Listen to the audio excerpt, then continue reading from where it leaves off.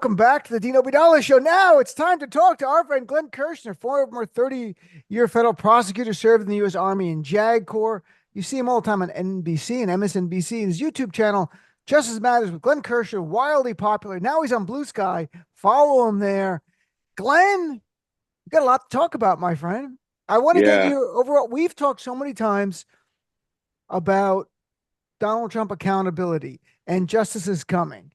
And now it seems it's not. So, what is your overall just reaction to that the man could attempt a coup, incite an attack, classified documents all over, everything he's done, and he's going to walk?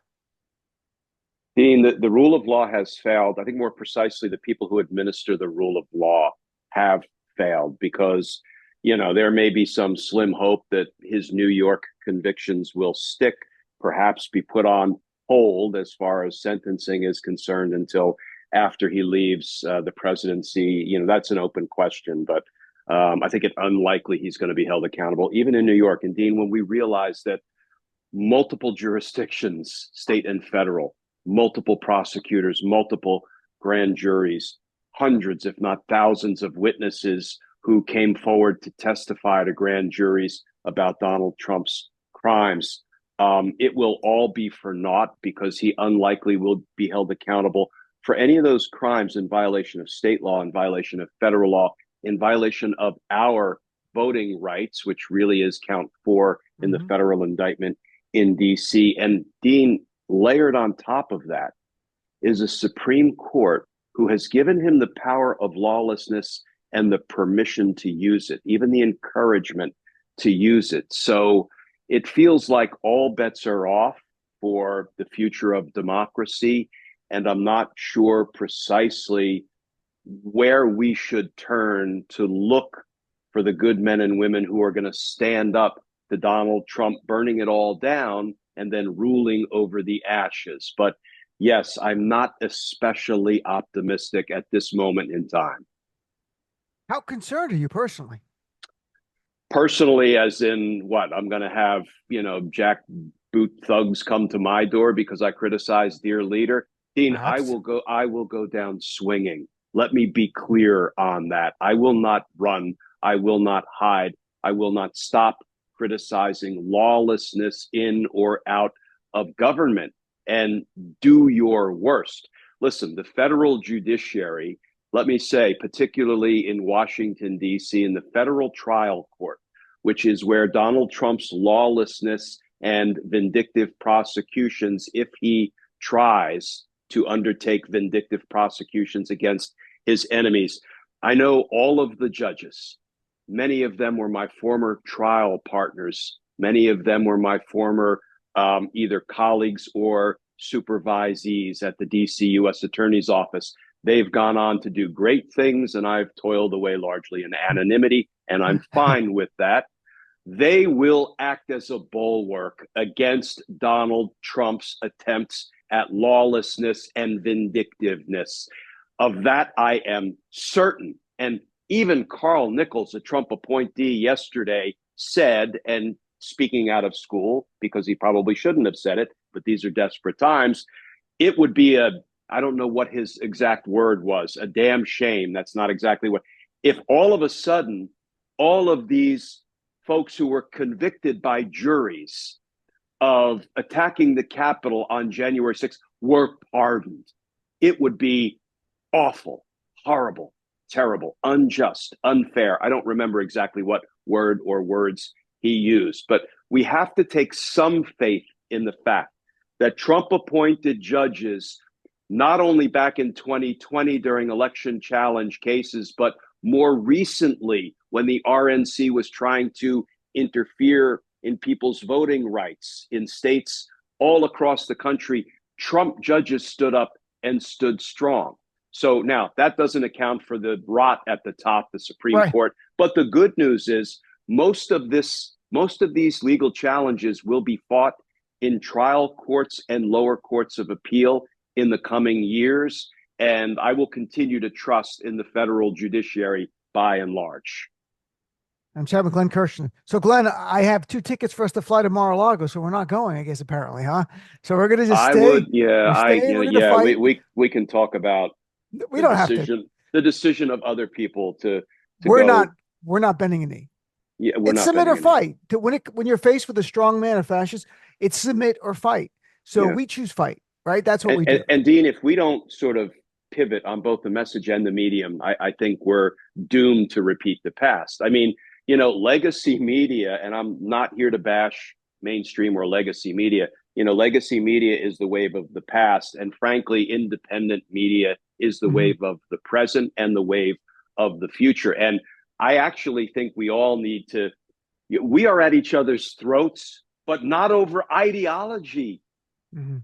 not over priorities we're at each other's throats because some folks have been, you know, I'm trying to edit myself. I'm trying to do better. I don't call people maggots. I don't say Right. it's us and them. I Right. say it's all us.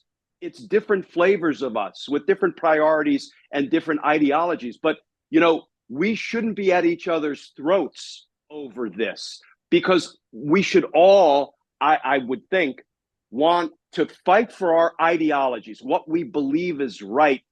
But we should all be able to agree on the future of American democracy, of Mhm. democracy existing, being a thing moving forwards. If the Republicans in the Senate, for example, had any sense, they would say, hey, folks, no, we're going to hold advice and consent hearings. We're going to kick out the unqualified nominees. We're going to urge the administration to put qualified nominees in.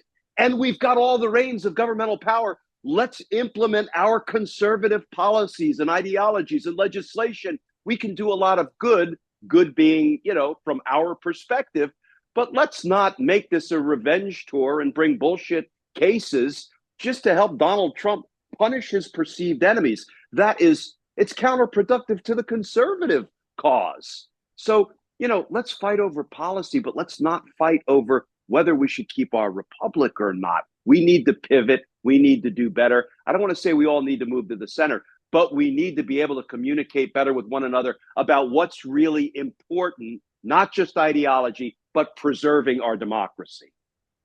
But one of the challenges is as new media and independent media continue now, I think, to dominate the landscape going forward. I really do. We all see that the ratings of cable news have dropped a lot, and MS could be spun off. CNN could be sold by Warner Brothers the next year because it's not doing great there.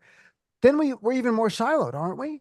Because then you're just listening to what you want. There's no longer, not that they were the kind of thing we all shared together, but I can watch Glenn. I can watch Midas Touch guys.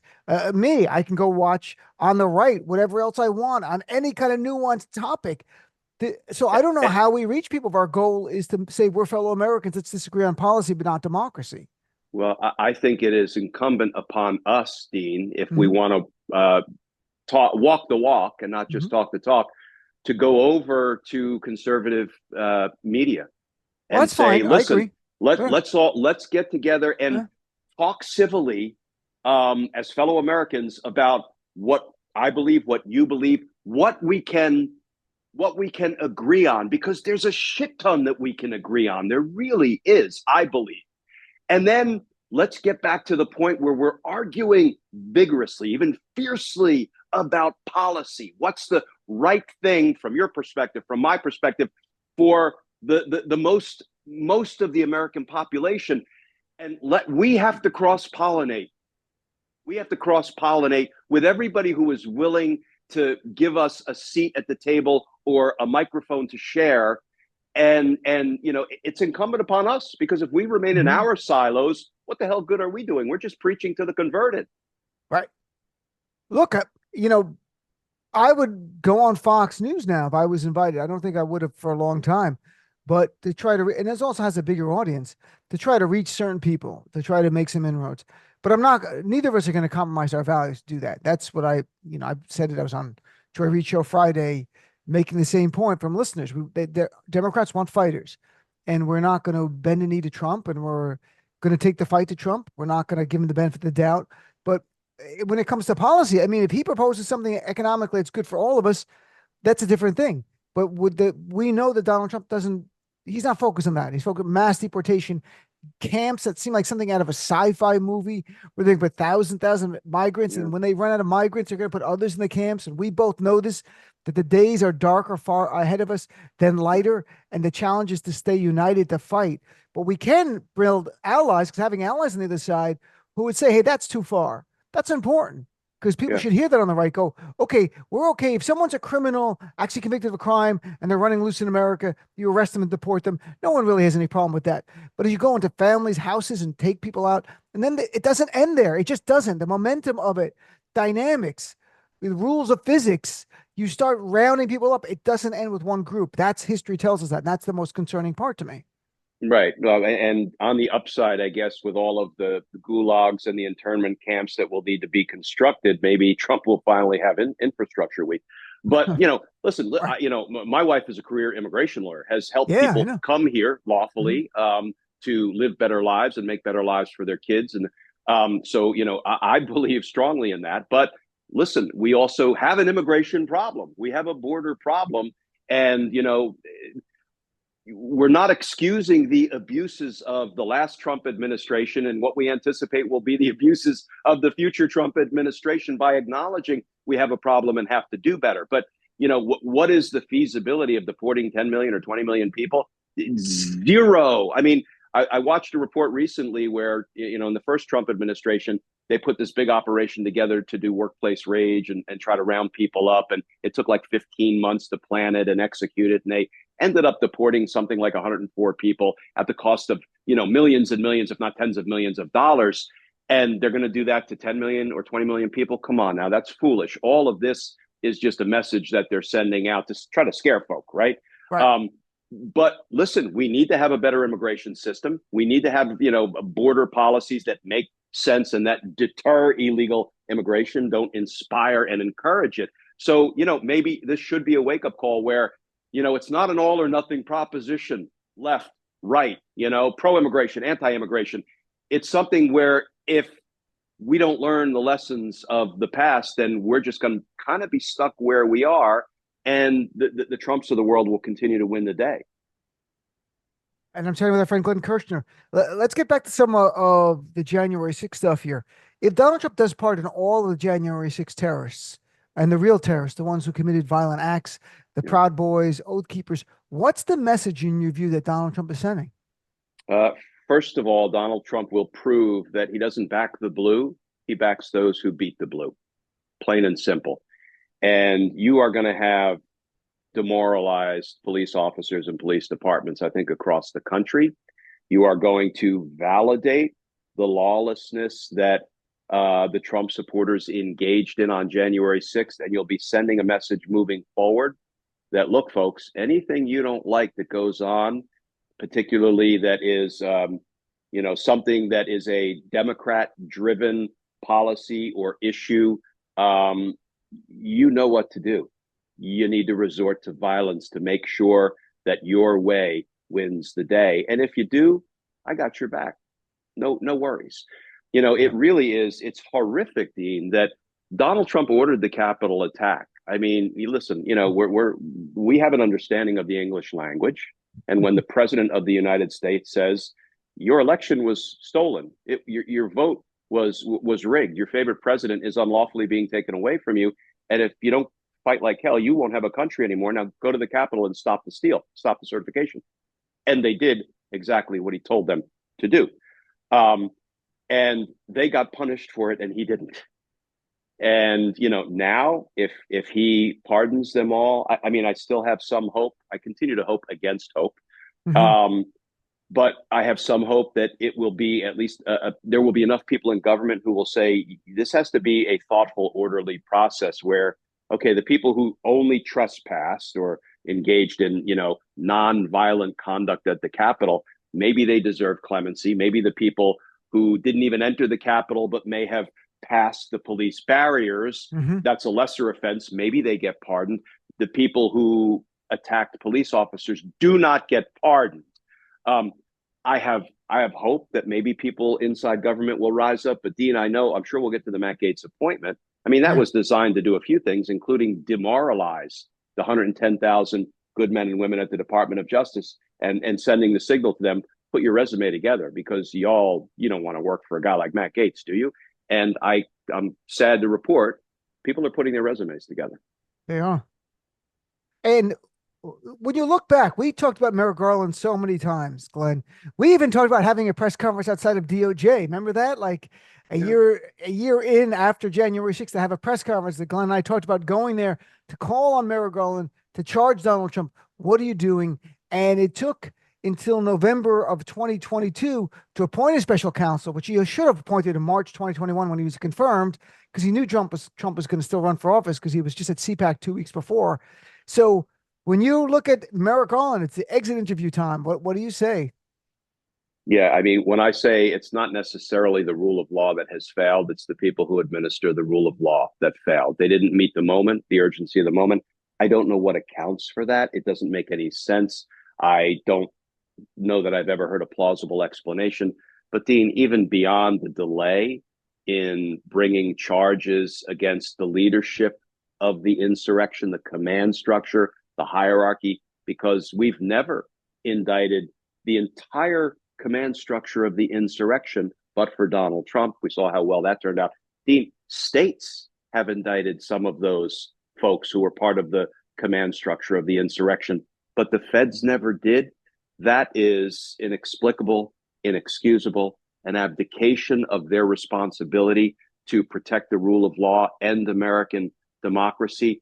But even beyond that, Donald Trump committed multiple obstruction of justice crimes while in office, as thoroughly documented in Volume 2 of the Trump-Russia report. And because the DOJ has this harebrained policy, it's the stuff of banana republics, that, we shouldn't prosecute a sitting criminal president. Just let him run wild and victimize the American people while he's in office. But the minute he leaves office, he could be held accountable.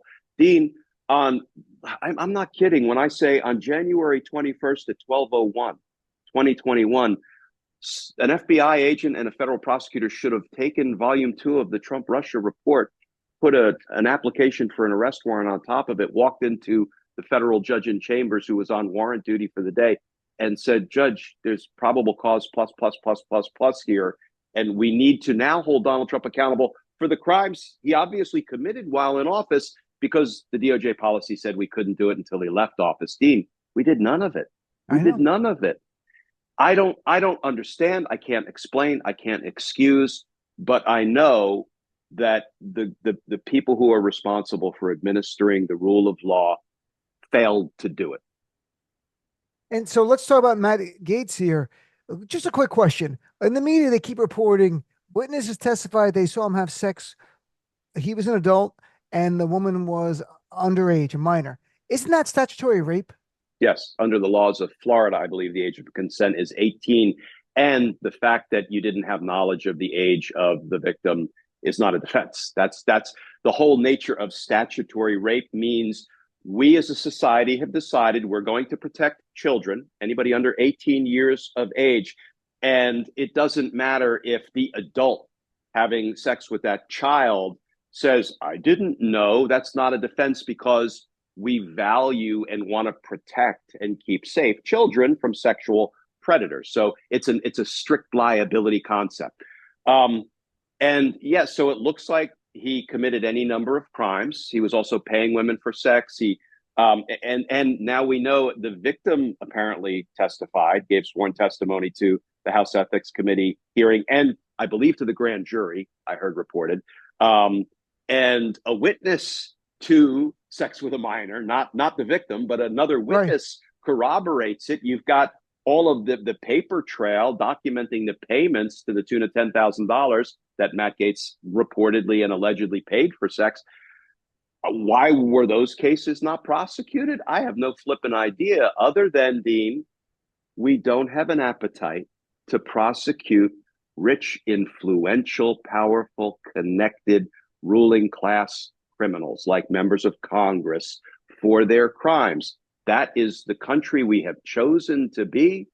You snatch a purse or sell a rock of crack, we're going to get you. We're going to put your ass in a jail cell, maybe even pending trial, pretrial detention. You're a ruling class criminal, you get a pass.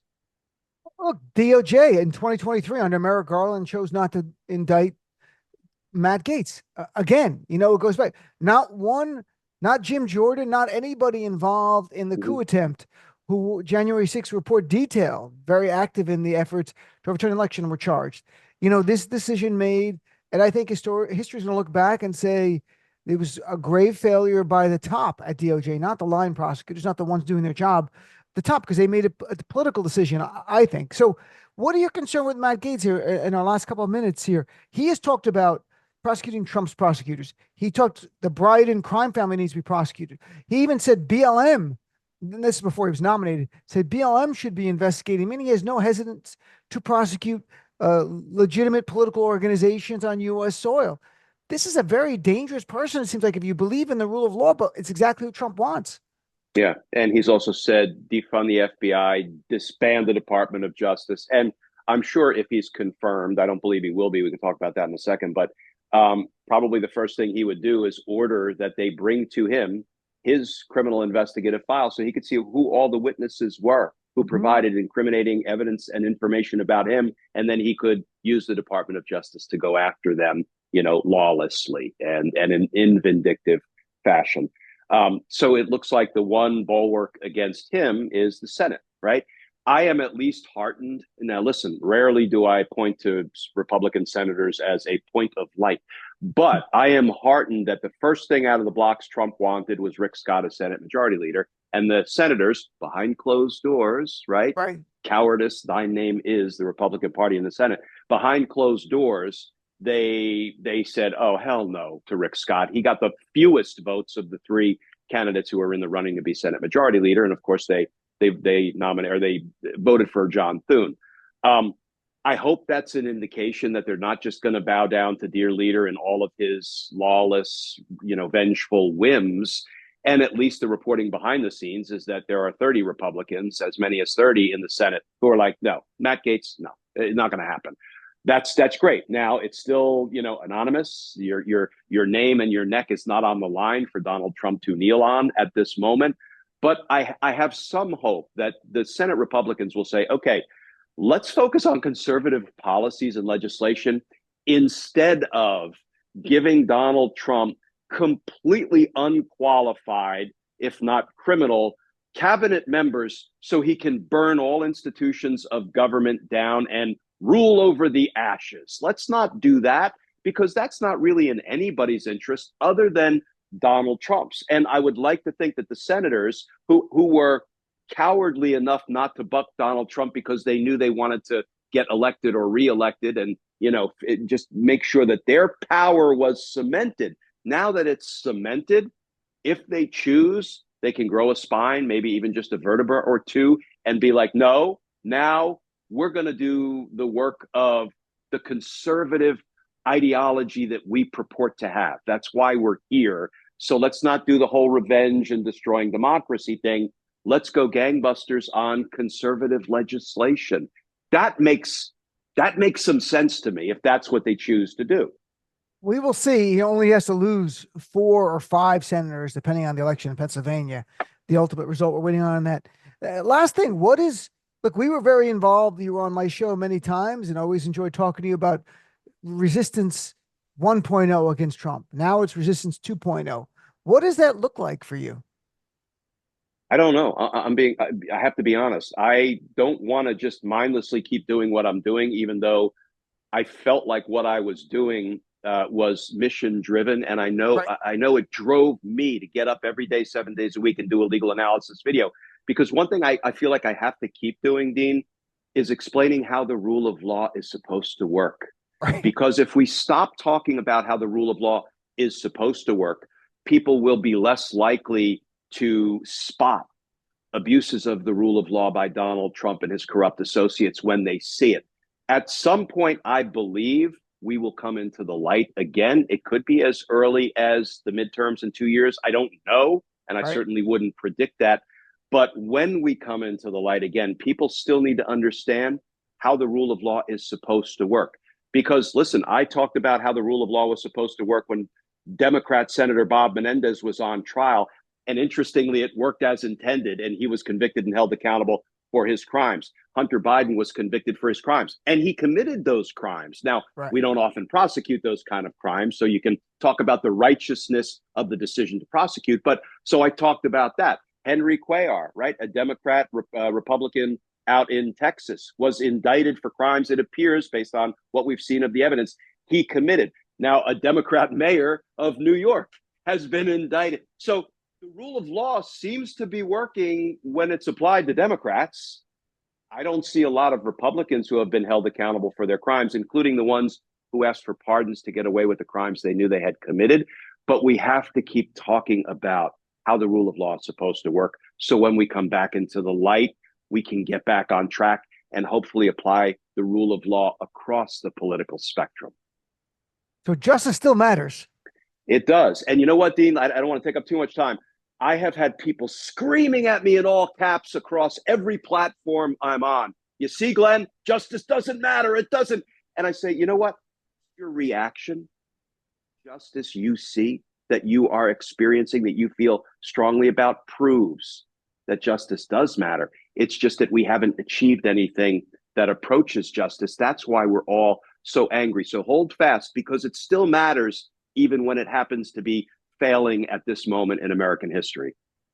Well, thank you, Glenn. And people can follow you on Blue Sky now as well. Are you just Glenn? I follow you. Is it just Glenn Kirschner? Just Glenn Kirschner on Blue Sky. I'm kind of done being over on the Musk platform. And but, you know, I have mixed feelings about that, because I don't want to run away from any platform where there's a chance that people with dramatically different views might be exposed to my views. So Sure. I'm struggling with all this, Dean. I don't have the answers, but I'm going to keep asking the questions and asking smart people for help answering the questions. And hopefully we do better moving forward.